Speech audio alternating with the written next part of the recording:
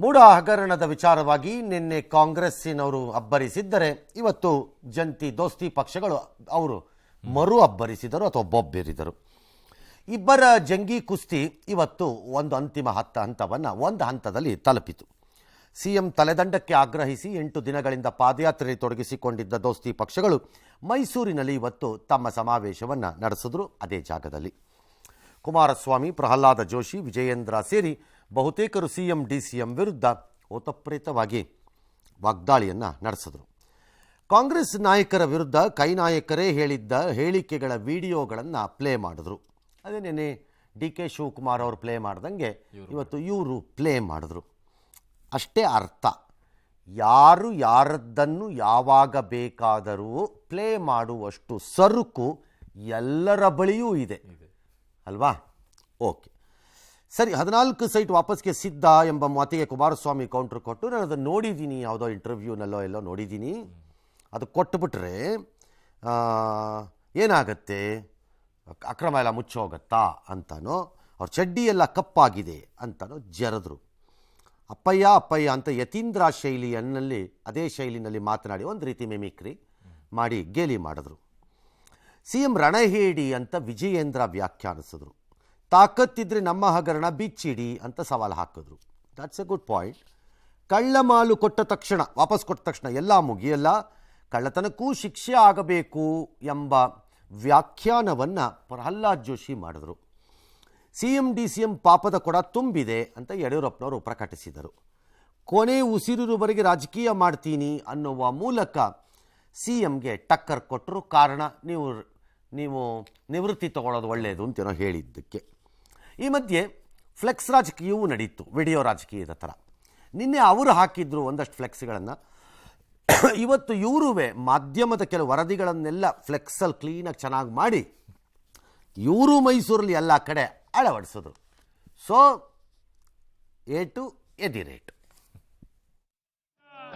ಒಗ್ಗಟ್ಟಿನ ಪ್ರದರ್ಶನವನ್ನ ಭ್ರಷ್ಟ ಕಾಂಗ್ರೆಸ್ ಸರ್ಕಾರಕ್ಕೆ. ಭ್ರಷ್ಟಾದ ನಂಬರ್ 1 ಜೈಲಿನಲ್ಲಿ ಕನಕಪುರ ಕುಬೇರ ಡಿಕೆ. ಸದಾಶಿವನಗರ ಬಂಗ್ಲೆಯಿಂದ ಸೆಲ್ ನಂಬರ್ 7ಕ್ಕೆ ಬಂಡೆ. ತಿಹಾರ್ ಜೈಲ್ ಕತ್ತಲ ಕೋಣೆ. ನೀವು ಸೈನ್ ಆಗ್ತಾ ಇರಬಹುದು ಸಿದ್ದರಾಮಯ್ಯನವರೇ, ನಿಮ್ಮ ಮೂಗಿನ ನೇರದಲ್ಲೇ ಎಲ್ಲ ನಡೆದಿದೆ. ಈಗಲೂ ಬೇಕಾದ್ರೆ ನಾನು 14 ಸೈಟನ್ನು ವಾಪಸ್ ಕೊಡಕ್ ತಯಾರಾಗಿದ್ದೀನಿ. ಮಾಡಿದ್ದೆಲ್ಲ ತಪ್ಪುಗಳು ಮಾಡಿ ಈಗ ಸೈಟ್ ವಾಪಸ್ ಕೊಟ್ರೆ ನೀವು ಮಾಡಿದಂತ ಕಾನೂನು ಬಾಹಿರ ಚಟುವಟಿಕೆಗಳನ್ನ ಮುಚ್ಕೊಳ್ಳಿಕ್ಕೆ ಸಾಧ್ಯವಾ? ಸಿದ್ದರಾಮಯ್ಯನವರ ಚಡ್ಡಿ ಎಲ್ಲ ಕಪ್ ಮಾಡ್ಕೊಂಡ್ಬಿಟ್ಟವ್ರೀಗ. ಕಪ್ ಚುಕ್ಕೆ ಮುಖದಲ್ಲಿ ಕಾಣ್ತಿಲ್ಲ ಅಂದ್ರೆ ಏನ್ ಮಾಡಕ್ಕಾಗತ್ತೆ? ಇಲ್ಲೆಲ್ಲ ಅವ್ರ ಮಗನ್ನ ಇಲ್ಲಿ ಉಸ್ತುವಾರಿ ನೋಡ್ಕೊಳ್ಳೋದು, ಜನಗಳ ಮಧ್ಯದಲ್ಲಿ ಬರ್ತಾ ತೋರಿಸ್ತಾರೆ. ಅಪ್ಪಯ್ಯ ನಾನು ಹೇಳಿಲ್ವಲ್ಲ, ಅದು ಯಾವ್ದದು? ನಾನು ಹೇಳಿದ್ದಲ್ಲ ಅದು. ಅಪ್ಪಯ್ಯ ಯಾರು ಹೇಳಿದವ್ರು? 6 ಅಂತ. ನಾನು ಕೊಟ್ರೇನೆ ಇದು ಅಂತಾರೆ. ಸಿದ್ದರಾಮಯ್ಯನವರೇ, ಆ ಒಂದು ಪ್ರಕರಣವನ್ನ ಯಾವ ರೀತಿ ಮುಚ್ಚಾಕೊಳ್ಳಿಕ್ ಹೋದ್ರಿ? ರಾಜ್ಯದ ರಾಜಕೀಯ ಇತಿಹಾಸದಲ್ಲಿ ಅಧಿವೇಶನದಲ್ಲಿ ಎತ್ತಿರ್ತಕ್ಕಂಥ ಪ್ರಶ್ನೆಗೆ ಉತ್ತರವನ್ನ ಕೊಡದ ಹೋಗಿರ್ತಕ್ಕಂಥ ರಣಹೇಡಿ ಮುಖ್ಯಮಂತ್ರಿಗಳು ಯಾರು ಇದ್ರೆ ಸಿದ್ದರಾಮಯ್ಯನವರು. ಉಪಮುಖ್ಯಮಂತ್ರಿಗಳು ವಿರೋಧ ಪಕ್ಷಗಳಿಗೆ ಗೊಡ್ಡು ಬೆದರಿಕೆ ಹಾಕ್ತಾರೆ. ಮಾನ್ಯ ಮುಖ್ಯಮಂತ್ರಿಗಳೇ, ತಾಕತ್ತಿದ್ರೆ ಬನ್ನಿ, ಯಾವ ಹಗರಣಗಳು ನೀವು ಮಾತನಾಡ್ತಾರೋ ವಿರೋಧ ಪಕ್ಷದ ಮೇಲೆ ಬಿಚ್ಚಿಡ್ತಕ್ಕಂಥ ಕೆಲಸವನ್ನ ಮಾಡಿ. ಸಿದ್ದರಾಮಯ್ಯನವರು, ಡಿ ಕೆ ಶಿವಕುಮಾರ್ ಅವರು ಒಳಗಡೆ ಹೊಡೆದಾಡ್ತಾರೆ, ಹೊರಗಡೆ ಬಂದು ಬಂಡೆಯಂತೆ ಇದ್ದೇನೆ ಅಂತ ಹೇಳ್ತಾರೆ. 14 ಸೈಟ್ಗಳನ್ನ ವಾಪಸ್ ಕೊಡ್ಲಿಕ್ಕೆ ನಾನು ತಯಾರಿದ್ದೇನೆ ಅಂತ ಹೇಳಿ ಕಳ್ಳ ಮಾಲ್ ವಾಪಸ್ ಕೊಟ್ಬಿಟ್ರೆ ಕಳ್ಳನನ್ನ ಬಿಡ್ಲಿಕ್ಕೆ ಆಗೋದಿಲ್ಲ. ಕಾನೂನಿನ ಪ್ರಕಾರ ಸರ್ ಕೊಟ್ಟಿರೋದು ಮೂಡ ಅವರು. ಪೊಲಿಟಿಕಲಿ ಅವ್ರು ಯಾರು ಏನ್ ಬೇಕಾದ್ರೂ ಹೇಳ್ಬೋದು. ಹೇಳಿ. ಅಲ್ಲ, ಈಗ ಕೊಟ್ಟಿರೋದು ಮೂಡಾದವರು ಸರ್. ಈ ಕಳ್ಳ ಹೆಂಗಾಗ್ತಾರೆ, ಈಗ ಇದರಲ್ಲಿ ಶಿಕ್ಷೆ ಅನುಭವಿಸೋದು ಹೆಂಗಾಗತ್ತೆ ಸರ್? ರಾಜಕೀಯ ಲೇಪನವಿರುವ ಭಾಷಣಗಳಿಗೆ ಲಾಜಿಕ್ಕಿನ ವ್ಯಾಖ್ಯಾನಗಳನ್ನ ಕೊಡೋದು ಕಷ್ಟ, ಬರಲ್ಲ, ಇಲ್ಲಿ ಕೇಳಿಸ್ಕೊಳ್ಳಲ್ಲ. ಓಕೆ, ಪ್ರಾಬ್ಲಮ್ ಇದರಲ್ಲಿ ಸೈಟ್ ಕೊಟ್ಟಿರೋದು ಸರಿನೋ ತಪ್ಪೋ, ಅವರದಕ್ಕೆ ಅರ್ಹ ಇದಾರೋ ಇಲ್ವೋ ಇತ್ಯರ್ಥ ಆಗಬೇಕು. ಅದರಲ್ಲಿ ಕ್ರಿಮಿನಲ್ ಲಯಬಿಲಿಟಿ ಬರುತ್ತಾ ಅನ್ನೋ ಪ್ರಶ್ನೆ. ಕ್ರಿಮಿನಲ್ ಲಯಬಿಲಿಟಿ ಇರಲಿಕ್ಕಿಲ್ಲ. ಯಾಕೆ ಅಂತಂದ್ರೆ ಅರ್ಜಿ ಹಾಕುವವರು ಹಾಕ್ತಾರೆ, ತಿರಸ್ಕಾರ ಮಾಡಬೇಕಾದವರು ಅಧಿಕಾರದಲ್ಲಿರುವ ಯಾವುದೋ ಅಧಿಕಾರಿನೋ ಸಂಸ್ಥೆನೋ ಸಂಘಟನೆನೋ ಎಂಥದ್ದೋ ಒಂದು ರಿಜೆಕ್ಟ್ ಮಾಡಬೇಕಾದ್ರೆ. ಸೊ ಒಂದು ವೇಳೆ ಕೊಟ್ಟಿದ್ರೆ it should be resumed back. Okay, ತಗೋಬೇಕು. ಅರ್ಜಿದಾರರು ಹಾಕಿರುವುದರಲ್ಲಿ ನಕಲಿ ದಾಖಲೆಗಳು, ಅದಿದ್ದರೆ ಕೊಟ್ಟಿ ಸಹಿ, ಯಾರದ್ದೋ ಆಸ್ತಿಗೆ ರಾಂಗ್ಫುಲ್ ಕ್ಲೈಮ್ಗಳು ಓಕೆ. ಇದೆಲ್ಲ ಇದ್ದರೆ, ಅಥವಾ ಈ ಪ್ರಕರಣದಲ್ಲಿ ಸ್ವಜನ ಪಕ್ಷಪಾತ ಅಂದರೆ ನೇರವಾಗಿ ಮುಖ್ಯಮಂತ್ರಿ ಕಚೇರಿನೋ ಯಾರ್ದೋ ಕಚೇರಿಯಿಂದ ಕಾಗದಗಳು ಮಗದೊಂದು ಪಾಸ್ ಆದರೆ ಆಗ ಪ್ರಶ್ನೆ ಬೇರೆ. ಸೊ ಮೈ ಪಾಯಿಂಟ್ ಈಸ್, ಅದು ಅಕ್ರಮವೋ ಅಲ್ಲವೋ, ಅವರಿಗೆ ಪರಿಹಾರ ಹಣನೋ ಸೈಟೋ 8 ಆಣಿನೋ 4 ಆಣಿನೋ 3 ಅಡಿನೋ ನಂಗೆ ಗೊತ್ತಿಲ್ಲ, ಅದು ಬರಬೇಕೋ ಬೇಡವೋ ಎಂಬ ಸಿವಿಲ್ ಡಿಸ್ಪ್ಯೂಟನ್ನು ಫಸ್ಟ್ ಸೆಟ್ಲ್ ಮಾಡಬೇಕಲ್ಲ. ಬಟ್ ತಪ್ಪಿತಸ್ಥ ಸ್ಥಾನದಲ್ಲಿ ಮೂಡ ಇರೋದು ಮುಖ್ಯಮಂತ್ರಿಗಳು ಹೆಂಗ? ಟೆಕ್ನಿಕಲಿ ಹೌದು, ಇಲ್ಲ ಅಂತಲ್ಲ. ರೆಸಿಪಿಯೆಂಟ್ಸು ಯಾವಾಗಲೂ ಸಿಕ್ಕಾಕೋತಾರೆ ಅದಕ್ಕೆ ಬಂದು, ಅದು ಪ್ರಶ್ನೆ ಬೇರೆ. ಬಟ್ ಅದು ಇತ್ಯರ್ಥ ಮಾಡ್ಕೋಬೇಕು ಫಸ್ಟು. ಈಗ ಪ್ರಹ್ಲಾದ್ ಜೋಶಿ ಅವರು ಡಿಕ್ಲರೇಷನ್ ಕೊಟ್ಬಿಟ್ಟಂಗೆ ಕಳ್ಳತನ ಮಾಡಿದವನಿಗೆ ಕಳ್ಳತನ ಏನು ಅನ್ನೋದನ್ನ ಫಸ್ಟ್ ಸಾಬೀತು ಮಾಡ್ಕೋಬೇಕು ಈ ಪ್ರಕರಣದಲ್ಲಿ. ಸೊ ದಿ ಕ್ವಶನ್ ನಿನ್ನೇನೂ ಹೇಳ್ದಂಗೆ ನಾನು, ನೀವು ಇವ್ರ ಭಾಷಣಗಳನ್ನು ಕೇಳಿದ್ರೆ ಎಲ್ಲ ಆಗೋಗಿದೆ, ಆಗಬಾರ್ದೆಲ್ಲ ಆಗೋಯ್ತು, ಇದು ಮರಣದಂಡನೆಗೆ ಯೋಗ್ಯವಾದ ಕೇಸು ಅಂತ ಇವ್ರ ವಾದ. ನೀವು ಅವ್ರ ವಾದ ಕೇಳಿದ್ರೆ ಏನೂ ಆಗಿಲ್ಲ, ಸತ್ಯ ಹರಿಶ್ಚಂದ್ರನ ದಾರಿಯಲ್ಲಿ ನಡೆದಿರಬಹುದಾದ ಯಾವುದಾದ್ರೂ ಸತ್ಯ ಮಾರ್ಗದ ಘಟನೆಗಳಿದ್ರೆ ಅದು ಇದೊಂದೇ ಅನ್ನೋ ಥರ ಅವರು ಇದ್ದಾರೆ. ಹಾಗಾಗಿ ನಮಗೆ ಜನಕ್ಕೆ ಬೇಕಾಗಿರೋದು establish the civil dispute part. ಏನದು? ಅದು ನೀವಿಬ್ಬರು ಮಾಡಿದ್ರೆ ಆಗಲ್ಲ, ಯಾರೊಬ್ರು ಥರ್ಡ್ ಪಾರ್ಟಿ, ಅದು ಕೋರ್ಟೇ ಇರ್ಬೋದು, ನಿಮ್ಮ ಜುಡಿಷಿಯಲ್ ಕಮಿಷನ್ ನೀವು ಒಪ್ಕೊಂಡ್ರೆ ನೀವು ಜುಡಿಷಿಯಲ್ ಕಮಿಷನ್ ಇರ್ಬೋದು, ಇಲ್ಲ ಇನ್ನೊಂದು ಇರ್ಬೋದು, ಮತ್ತೊಂದು ಇರ್ಬೋದು, ನನಗೆ ಗೊತ್ತಿಲ್ಲ ಮಾರ್ಗ ಏನು. ಅಲ್ಲಿ ಎಸ್ಟಾಬ್ಲಿಷ್ ಅರ್ಹತೆ ಇದೆಯಾ ಇಲ್ಲವಾ, ಕೊಟ್ಟಿದ್ದು ಸರಿಯೋ ಅಲ್ಲವೋ, ತಪ್ಪಾಗಿದ್ದರೆ ವಾಪಸ್ resume. That is exactly chief minister said, resume ಮಾಡ್ಕೊಂಬಿಡಿ ಅಂತ. ಬುಡ ಶುಡ್ ರೆಸ್ಯೂಮ್ ಇಟ್ ಅವಾಗ ರಾಂಗ್ ಆಗಿದ್ದರೆ. ದೆನ್ ಪಾರ್ಟಿ ಯಾರಿದ್ದಾರೆ ಅಫೆಕ್ಟೆಡ್ ಪಾರ್ಟಿ ಅವ್ರು ಕೋರ್ಟ್ಗೆ ಹೋಗ್ಕೋತಾರೆ, ನ್ಯಾಯಾಲಯ ಅವ್ರಿಗೆ ಇಲ್ಲ ನಿಮ್ಗೆ ಕೊಟ್ಟಿದ್ದಿದ್ದೇ ತಪ್ಪು, we can not give you any justice ಅಂತ ಹೇಳ್ಬೋದು. ಬಟ್ ಇವ್ರ ವಾದದ ಪ್ರಕಾರ 14 ಸೈಟ್ ವಾಪಸ್ ಕೊಟ್ಬಿಟ್ರೆ ತಪ್ಪಿತಸ್ಥರ ಆಗ್ಬಿಡ್ತಾರೆ, ಅದ್ ಹೆಂಗ್ ಮುಚ್ಚೋಗ್ಬಿಡುತ್ತಾ ಅಂತೆಲ್ಲ. ಅದು ಕಳ್ಳತನ ಆಗಲ್ಲ ಅಂತ ನಾನು, ಕ್ರಿಮಿನಲ್ ಲಯಬಿಲಿಟಿ ಇಲ್ಲ ಅಂತ ನನ್ನ ವಾದ ಸದ್ಯಕ್ಕೆ. ಗೊತ್ತಿಲ್ಲ ಮುಂದಕ್ಕೆ. ಬಟ್ ರಾಜಕೀಯವಾಗಿ ಇದು ಅವ್ರವ್ರಿಗೆ.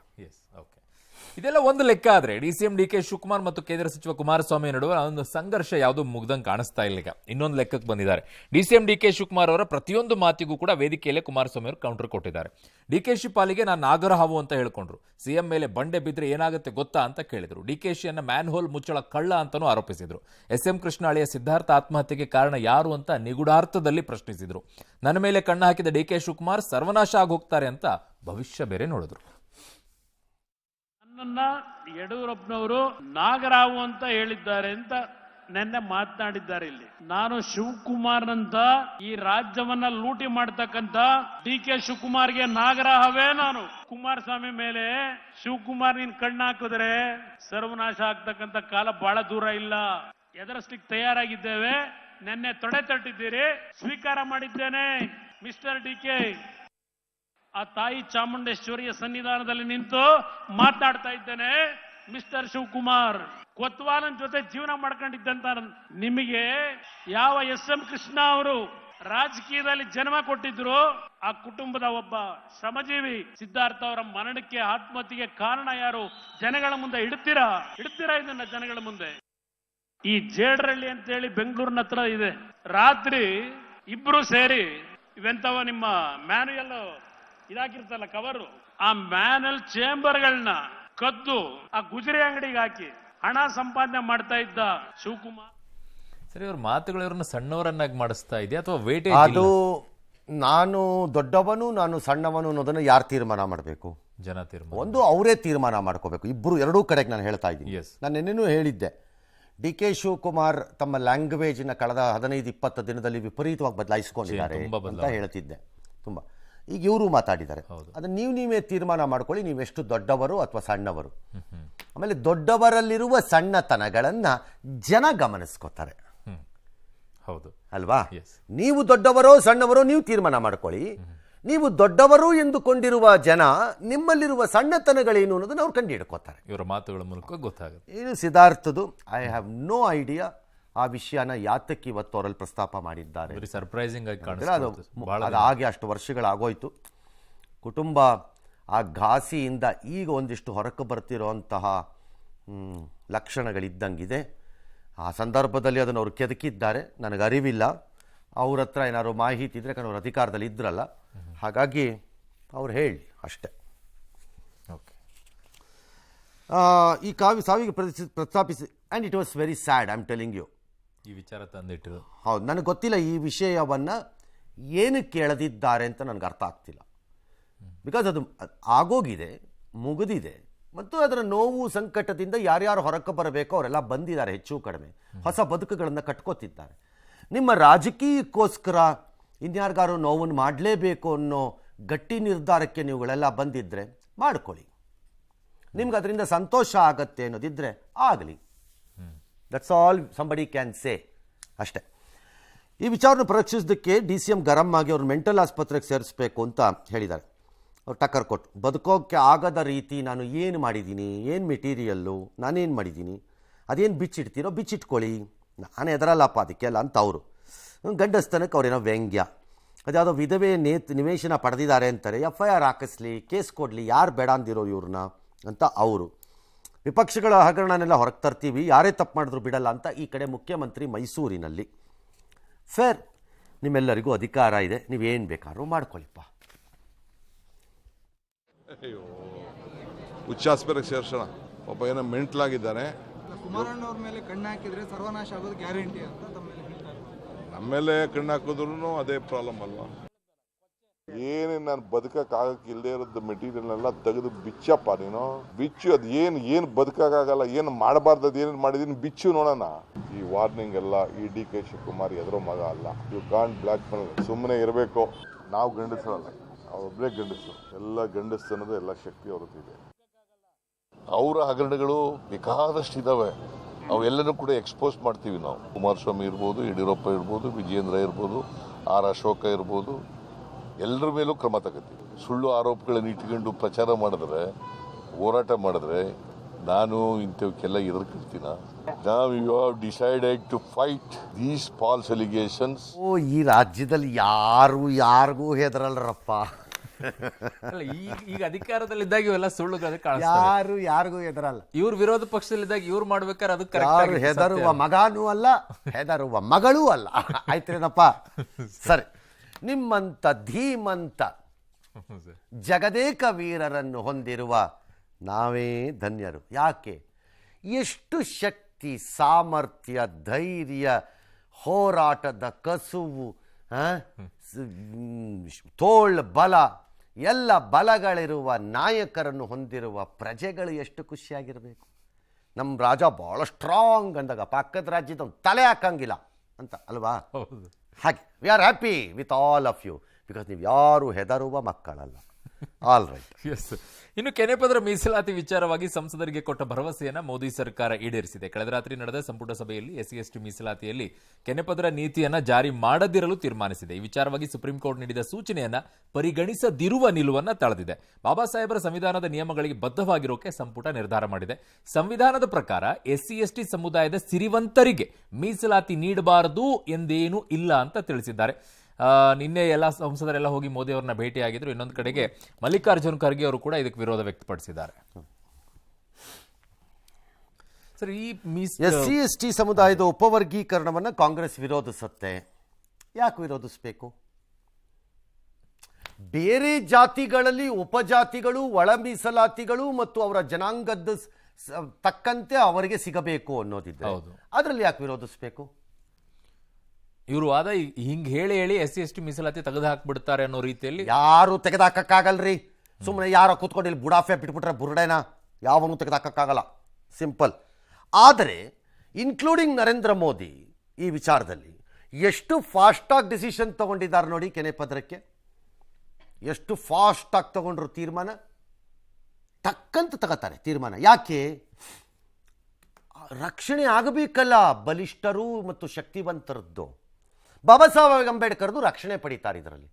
ಬಾಬಾ ಸಾಹೇಬ್ ಅಂಬೇಡ್ಕರ್ ಹೇಳಿದ್ದು ಪ್ಯೂರ್ ಮೀಸಲಾತಿ ಅಂತಾನೆ. ಅವರೇನು ಕೆನೆ ಪದರ ಪನೆ ಪದರ ಎಲ್ಲ ಹೇಳಿಲ್ಲ ಅವರು. ಆದರೆ ಅವರು ಹೇಳಿದ್ದ ಅರ್ಥವನ್ನ ಕೊನೆಯ ದಲಿತ ಶೋಷಿತ ವ್ಯಕ್ತಿಗಿದು ತಲುಪಬೇಕು, ಪಡೆದವರೇ ಪಡೆದುಕೊಳ್ಳುವುದಲ್ಲ, ಅಥವಾ ಇದರಲ್ಲಿ ಮುಂದೆ ಬಂದವರೇ ಮತ್ತೆ ಮುಂದಕ್ಕೆ ಸಾಗುವುದಲ್ಲ ಅನ್ನೋದನ್ನ ಯಾಕೆ ವ್ಯಾಖ್ಯಾನ ಮಾಡಲ್ಲ? ಯಾಕೆ ಯಾರು ಮಾಡಲ್ಲ? ಅವ್ರವರೇ ಇರಬೇಕು. ಸಿರಿವಂತರ ತಗೊಂಡು ಏನ್ ಪ್ರಯೋಜನ ಇದೆ? IAS ಆಫೀಸರ್ ಯಾರೋ ಆಗಿರ್ತಾರೆ, ಅವರು ಪಾಪ ತುಳಿತಕ್ಕೊಳಗಾಗಿದ್ದಾರೆ ಅಂತಾನೆ ಇಟ್ಕೊಳ್ಳೋಣ. ಫಾರ್ ಎಕ್ಸಾಂಪಲ್ ಖರ್ಗೆ ಅವ್ರದ್ದು ಇಟ್ಕೊಳ್ಳೋಣ ಬೇಕಾದ್ರೆ, ಅಲ್ವಾ?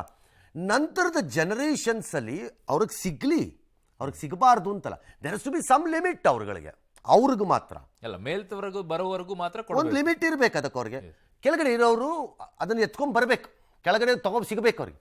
ಯಾಕೆ ಗುಲ್ಬರ್ಗಾನಲ್ಲೋ ಬೀದರ್ನಲ್ಲೋ ರಾಯಚೂರಿನಲ್ಲೋ ಇರೋ ಒಂದು ಸಣ್ಣ ಊರಿನಿಂದ ಬಂದ ಒಬ್ಬ ದಲಿತ ಹುಡುಗ ಯಾಕೆ ಆಗಬಾರ್ದು? ಅವ್ರಿಗೆ ಯಾಕೆ ಸಿಗಬಾರ್ದು? ಅದು ಪೊಲಿಟಿಕಲ್ ರಿಸರ್ವೇಷನ್ಸ್. ಯಾರು ಗೆಲ್ತಾರೆ? ಎಲ್ಲ ಅವ್ರವ್ರಿಗೆ ಗೆದ್ಕೋಬೇಕು, ಅವ್ರ ಮಕ್ಕಳೇ ಗೆಲ್ಲಬೇಕು, ಅವ್ರ ಮೊಮ್ಮಕ್ಕಳೇ ಗೆಲ್ಲಬೇಕು, ಅವ್ರ ಮರಿ ಮಕ್ಕಳೇ ಗೆಲ್ಲಬೇಕು. ಓಕೆ, ಈ ಪ್ರಶ್ನೆಯನ್ನು ಯಾರು ಕೇಳಬೇಕು? ಆ ಸಮುದಾಯದವರೇ ಕೇಳು. ಬೇರೆ ಯಾರು ಕೇಳಿದ್ರೆ ಅವ್ರು ದಲಿತ ವಿರೋಧಿ ಆಗ್ತಾರೆ. 100%. ಬಾಬಾ ಸಾಹೇಬರ ಬೇರೆ ಎಲ್ಲ ಮಾತುಗಳು ನನಗೆ ಬೇಕು, ಆದರೆ ಬಾಬಾ ಸಾಹೇಬರು ರಿಸರ್ವೇಷನ್ ವಿಚಾರದಲ್ಲಿ ಆಡಿರೋ ಮಾತುಗಳು ನಮಗೆ ಬೇಡ, ಅದು ನಮ್ಮಲ್ಲೇ ಇರಬೇಕು.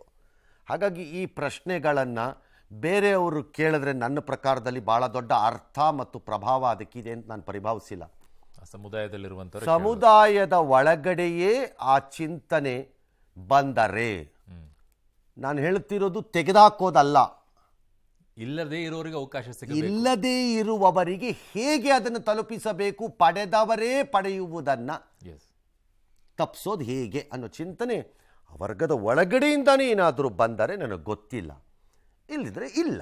ಎಲ್ಲ ನಾಯಕರ ದುತ್ ಅಂತ ಬಂದು ನಿಂತ್ಕೊಳ್ತಾರೆ ಸರ್. ಅಷ್ಟೇ, ಸದ್ಯದ ಪರಿಸ್ಥಿತಿನಲ್ಲಿ ಅಲ್ಟಿಮೇಟ್ಲಿ ಉಳಿದವರಿಗೆ ಇದು ದೊಡ್ಡ ವ್ಯತ್ಯಾಸ ತರಲ್ಲ. ಯಾಕಂದ್ರೆ ಏನು ರಿಸರ್ವೇಷನ್ ಇದೆಯೋ ಅದು ರಿಸರ್ವೇಷನ್ ಇರುತ್ತೆ, ಮುಂದುವರ್ಕೊಳ್ಳುತ್ತೆ ಅಷ್ಟೇ.